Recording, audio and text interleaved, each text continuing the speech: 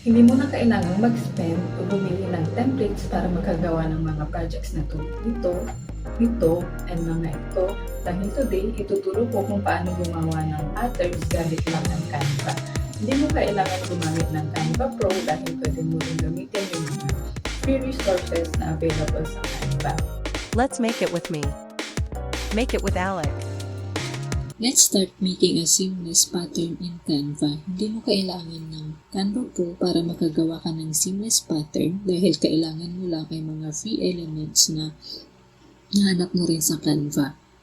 Kung plano mong ibenta yung mga patterns na to, i-review mo na lang yung mga policies ng Canva kung alin yung mga pwede mo lang gamitin ng mga elements or objects na pwede mong ibenta. Umpisahan natin, gumawa tayo ng custom size dito sa homepage. I-click ko tong button ng custom size at gagawa ako ng 3 inches by 3 inches na canvas.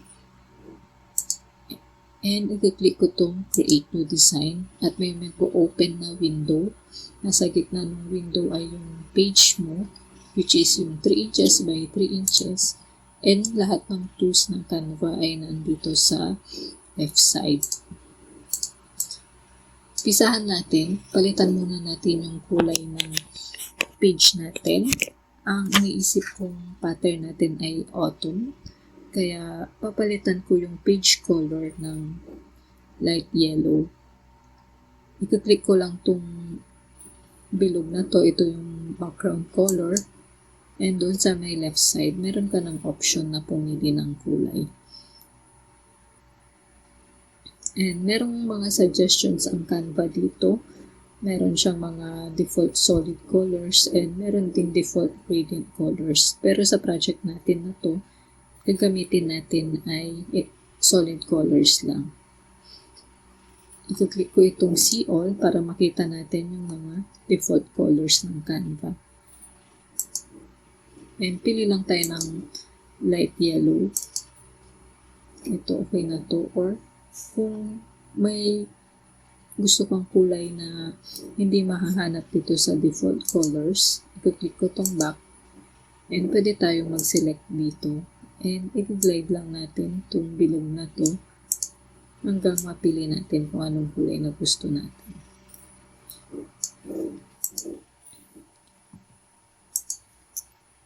Now, na-establish natin kung ano yung kulay ng background natin. Pwede na tayong mag-add ng elements.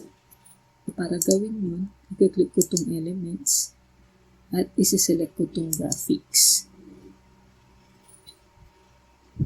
And magsa-search lang ako ng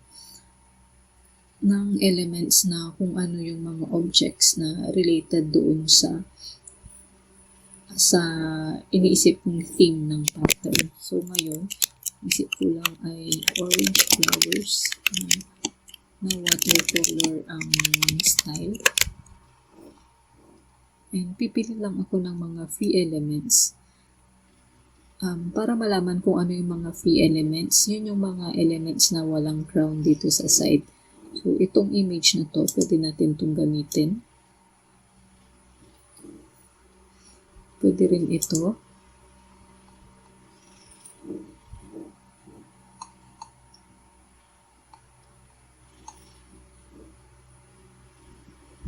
Pwede rin ito.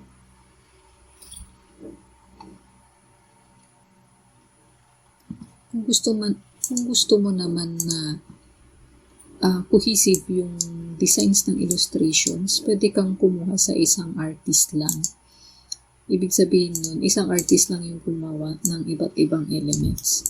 For example, ito, gusto ko ng ibang flowers na ganito yung style ng pagkakagawa para makahanap ng ibang drawings ng the same artist na gumawa ng flower na to. I-click ko lang itong button na to. And pupunta ako dito sa info. At lalabas dyan yung name ng object at kung sino yung gumawa.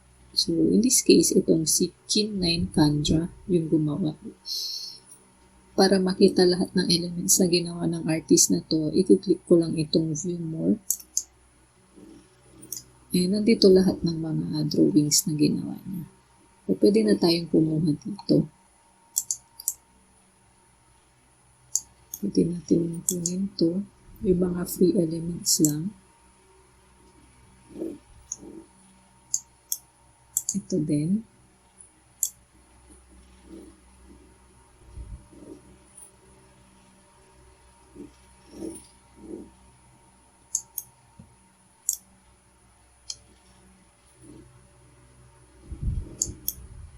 Yan, pwede rin tayong mag-search ng leaves dito kung meron siya.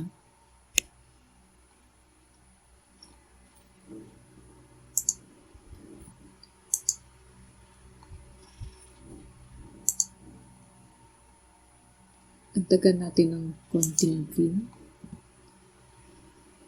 And sa stage na to, pipili lang tayo kung ano yung mga gusto nating ilagay na elements. Pero not necessarily lahat ay gagamitin natin.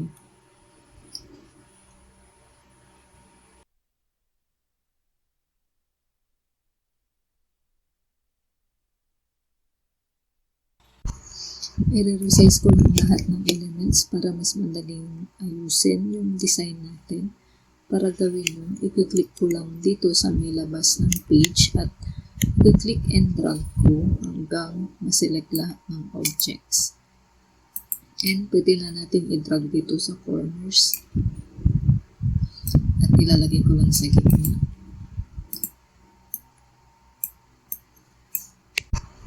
And pipili muna ako ng mga elements dito na pwede natin gamitin.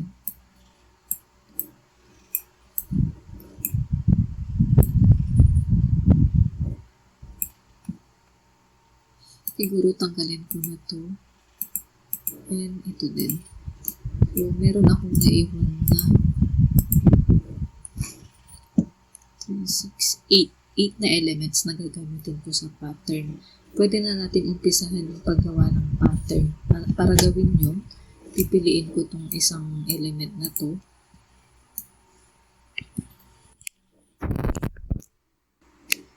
And ito-drag ko lang dito sa may kilid ng page. So, yan. Kung mapapansin nyo, nag-red yung edge ng page. Ibig sabihin, nag-snap yung gitna ng element natin doon sa edge ng page. So, yan yung gusto nating mangyari. And gusto ko rin siyang nasa gitna ng page. Ka-center siya vertically. Ayan, nag-appear na rin yung red na line across doon sa page. Ibig sabihin, nasa gitna na rin siya. At i-duplicate ko to. Ganon din yung gagawin ko. Dito naman sa kabilang side, i-snap ko siya sa gitna.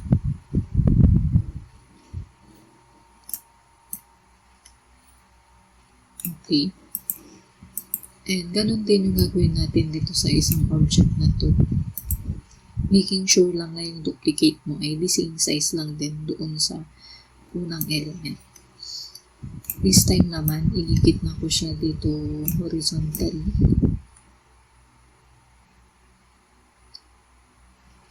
And dapat nakasnap din siya sa gitna.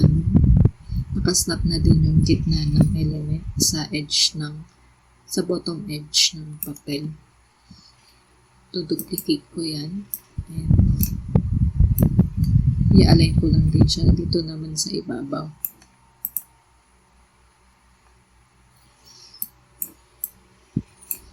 And gagawa rin lang din ako ng mga iba't ibang elements. Maglalagay din ako dito sa side.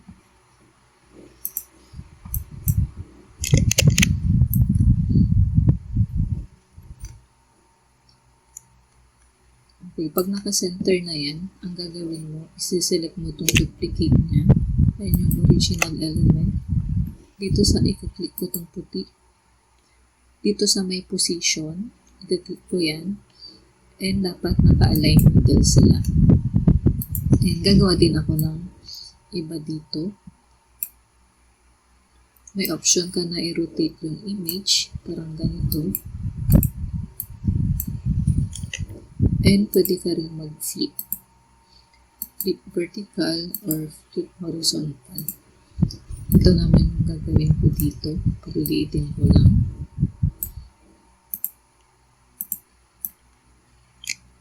And snap ko siya dito. Duplicate.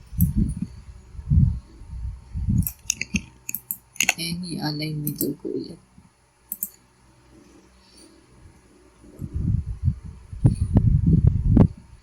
Gagawa din ako dito sa may ibabaw.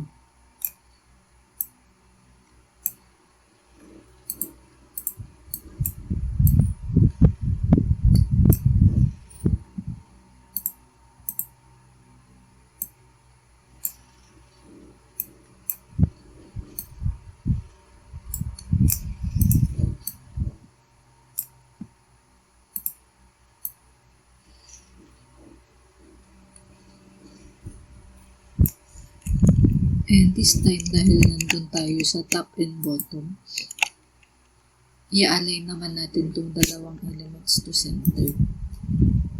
Okay. And magdagdag pa tayo ng isa.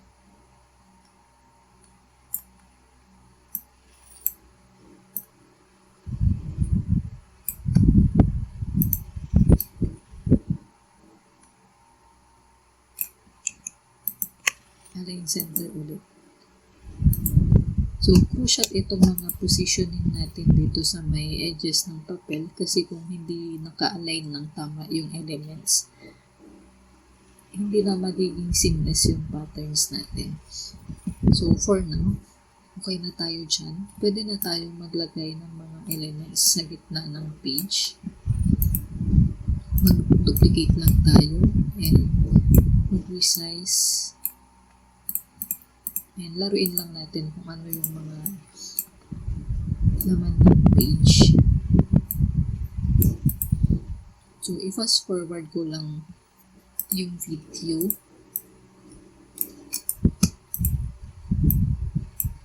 So, paulit-ulit lang din naman yung gagawin ko dito. Mag-arrange lang ako ng mga elements.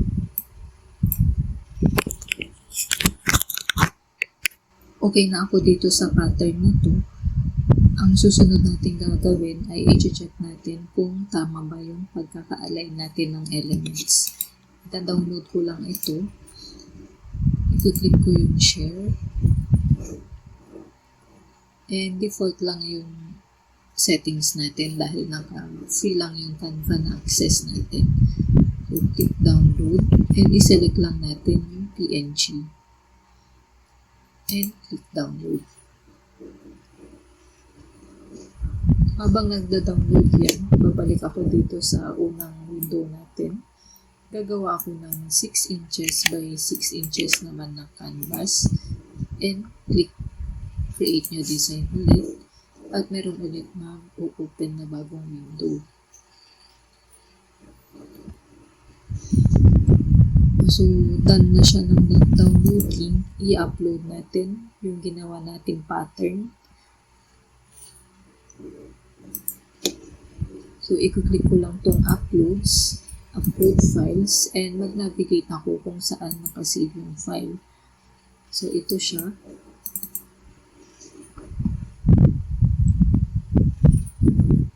So, merong gumagalaw dito ng kulay blue na line. Ibig sabihin, ongoing yung uploading ng file. Mawawala yan pag complete na yung pag-upload.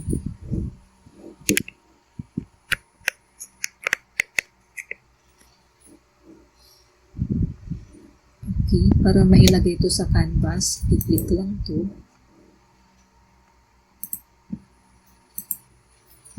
Close natin tong sidebar. And i-resize natin to sa 6 inches by 6 inches. Dito sa may position, ilak natin yung ratio niya. And lagay ko yung width na 3. So, automatic na magiging 3 din yung height niya. At ito-drag ko to sa pinaka-upper left corner ng page. Ito-duplicate ko at ilalagay ko naman siya sa kabilang side. Duplicate ko ulit at ilalagay ko naman sa baba.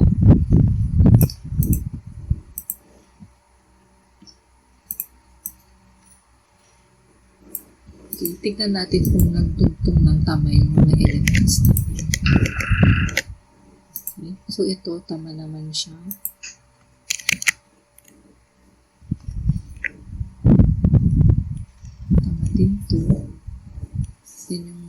din, tama din. Check naman natin yung baba. Okay, nag-align dito. Nag-align din to. And merong something dito sa may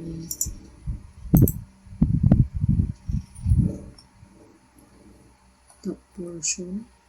Tignan natin kung ano tong weird na design na to. Balik tayo sa original na design. Ayan, tanggalin natin to. Dahil may nadagdag lang siya na maliit. Or i-move na lang natin. Hindi ko lang napansin kanina.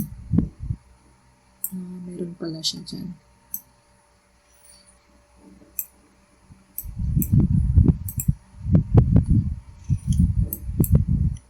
So, i-download ko ulit to. Same process ng ginawa natin kanina. And i-delete na natin to. Including yung file na in-upload natin para hindi tayo malito. And i-upload natin yung bagong download natin. Itong pangalawa. Okay, click open.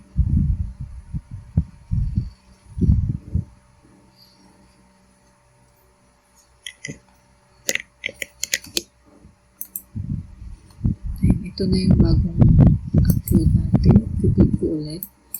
And i-resize ko din siya ng 3 inches. Dapat nakalak yung ratio. Gagawin ko lang din yung ginawa ko kanina.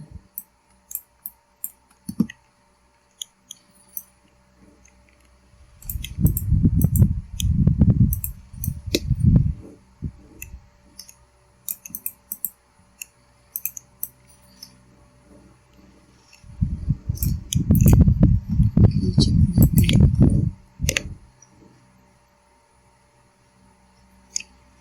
Okay, so kompleto naman na siya. Tama naman na lahat yung alignment.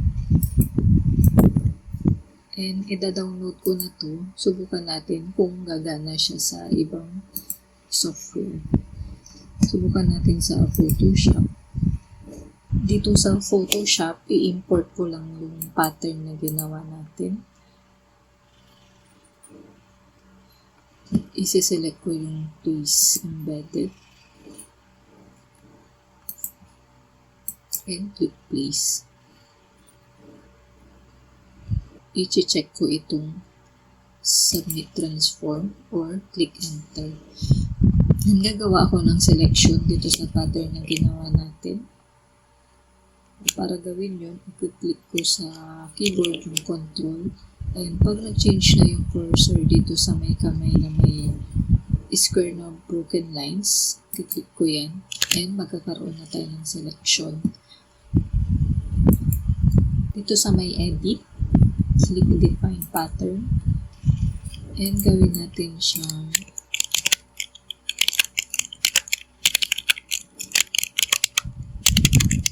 leaves or orange flowers. And click OK. I-deselect na natin to. Dito sa select, click deselect and control D. I-testing na natin kung gagana ba yung pattern. Gagawa lang ako ng rectangle.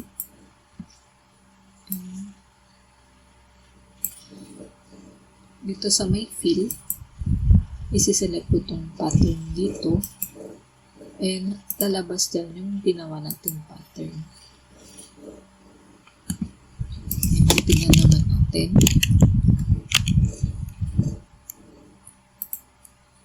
Okay naman, wala naman akong nakikita misaligned na elements. Gumana naman siya sa Photoshop. Subukan natin din sa Corel. Pero most likely, pag gumana naman siya sa isang software, gagana na siya sa lahat. Dito sa Corel, meron akong mga pattern na bookmarks. Subukan natin na pagganahin yung ginawa nating pattern. Para gawin yun, isi-select ko itong unang bookmark ko. Dito sa may fill. To double click ko lang yan. And, isi-select ko itong bitmap pattern fill. And dito sa may choose, hanapin mo lang yung source, which is yung dinownload natin kanina. Click import. And pwede mo rin siyang palakihin, parang ganito, or paliitin lang din. Okay. Kung sa whole page naman, like this, ulitin lang natin yung kanina. Select lang tayo ng source. So, pwede mo na itong gamitin as notebook cover, or pwede rin design ng mug. Kung gumagawa ka ng custom na mugs, talagyan mo na lang ng pangalan and meron ka ng magandang pattern. So, next naman sa Inkscape, tignan din natin kung gagana. Same lang din sa ibang softwares, import lang din natin yung pattern natin dito sa Inkscape. Click import from file. And select natin ulit yung pattern. Click open. And default lang yung settings ng import natin. And dapat active yung selection ng pattern. Punta tayo dito sa object, pattern, and objects to pattern.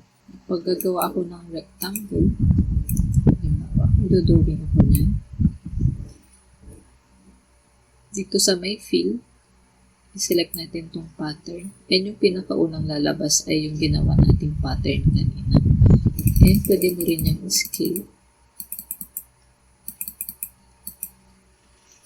Meron ka ng seamless na pattern na pwede mong gamitin sa mga iba't ibang projects tulad ng notebooks, notepads, custom na mugs or tumblers kung meron kang mug press or meron kang sublimation oven, pwede rin gamitin tong pattern na to. And sa button pins, pwede din.